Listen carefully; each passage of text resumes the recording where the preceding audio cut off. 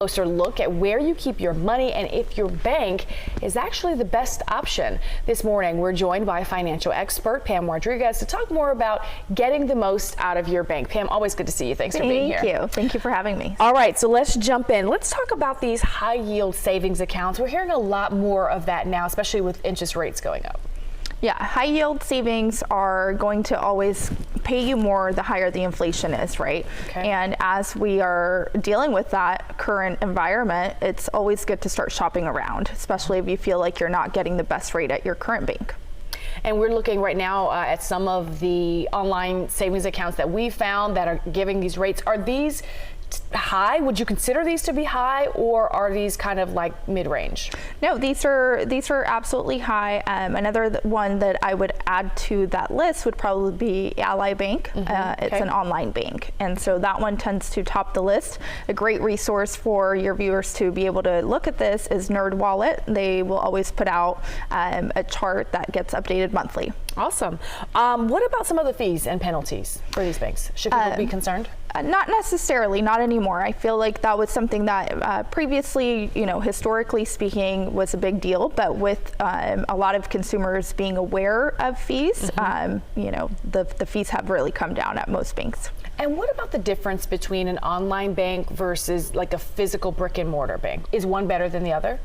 It depends. I always tell my clients it depends on what your preference is. If you are somebody who is comfortable doing business online banks tend to have the best rates and they have the lower fees because of the fact that they can cut on costs. They don't have any physical brick and mortar bank spaces. So, that's the advantage there. If you are somebody who likes to say hello to your banker, you can still bank, at a brick and mortar, but, I understand that sometimes the location of the ATMs are a big deal. Sure. But for the most part, online banks, honestly, at this point, tend to be better.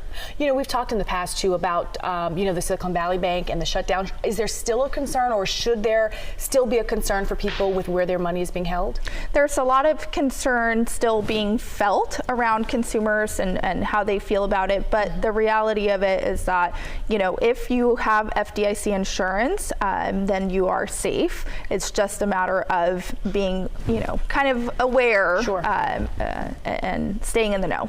You talk about the FDIC insurance, and that's the $250,000 for a single person, $500,000 for a couple. Correct. Are there banks that don't offer that, or is that just across the board? Any bank that you go to offers that at minimum? I don't deal with any banks that don't offer that, but I know that there might be some out there that aren't necessarily fully covered, especially if you're looking into startup banks that have just started. They might not have the coverage, but there are certainly banks that have above and beyond that coverage, and that might be something that your viewers would be interested in too. Sure, definitely got to look into it for sure. All right, Pam, always good to see you. Thanks so much for being here. Likewise, thank you for having me.